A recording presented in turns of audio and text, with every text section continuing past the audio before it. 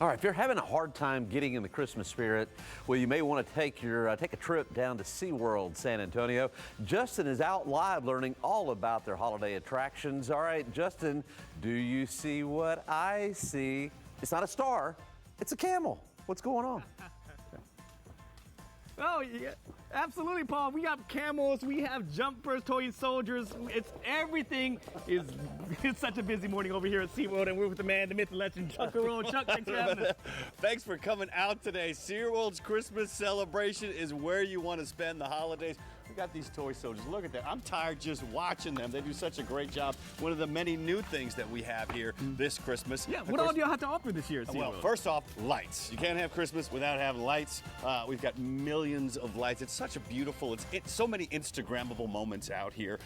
Of course, there's food. You got to have your Christmas sweets. You know, we got cookies, we got Christmas churros and pretzels, and we even have some refreshing adult beverages, some spiked hot cocoa for the big kids out there. For the little kids, we have the Sesame Street Christmas Parade. All of the favorite Sesame Street friends are out there waving, singing to the Christmas carols that we all love. And one thing that we have that we're really very proud of is something called Oh Wondrous Night. It is the greatest story never told. It is the story of the Nativity, the very first Christmas. But of course, this is SeaWorld, so this story is told through the eyes of the animals that were there. So some of those animals would be a donkey, maybe a sheep, or a camel. And speaking of camels... Oh yeah, speaking of camels, we got to check out the camel. We got to speak with the camel expert, Ann Margaret. Ann Margaret, thanks for having us. Thanks for being here. Oh my gosh. And Gus. Yeah, who all do we have here? So this is Gus, and then Coco's in the middle. She's the only girl we have here this year, and then that's Reno on the other side of Coco. Oh, Ann Margaret, you were telling us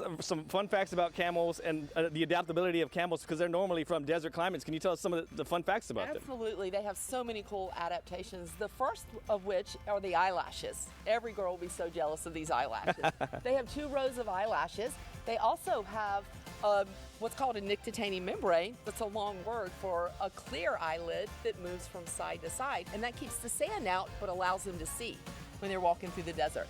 Pretty neat, right? Oh yeah, and you were mentioning these camels can consume a lot of water. They sure can, like 53 gallons in 10 minutes. 53, yeah. What makes them consume all that water? Like you said, they store it all over their bodies. Yeah.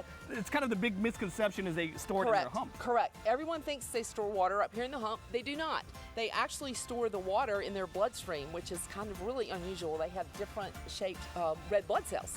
So that's kind of a neat thing about camels. What is actually in the hump is about 80 pounds of fat. So yeah, so if they're out walking around in the desert and they can't find food or water, they can actually break that fat down into water and energy. And the hump will go flat. And then when they eat again, it goes back up. And you mentioned depending on their climate, they can go up to how many days without water? They can go 15 days without water when it's really hot. In the winter months, when it's colder weather, they can actually go 5 to 6 months without water. Isn't that crazy? Oh, that sounds amazing. Yeah. Ann Margaret, thank you so much. And guys, thank you so much.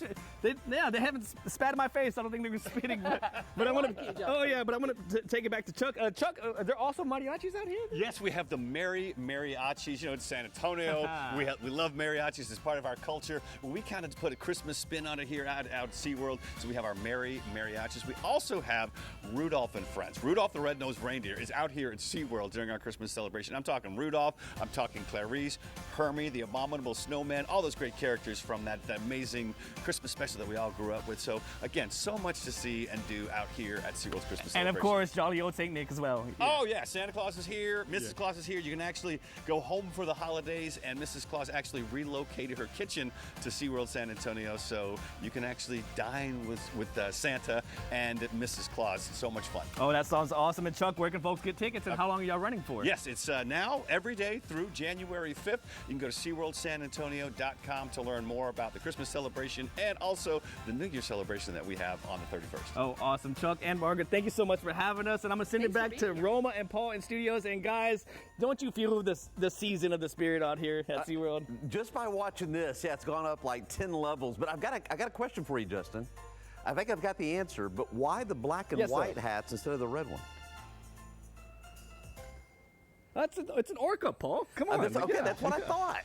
That is what I thought. Okay, for SeaWorld. Okay, now you know. Okay, now everybody, if you had the question at home, we got the answer. All right, thank you, Justin. Appreciate it. Well, those camels, they are awesome too, right? All right, when we come back from break, we're getting more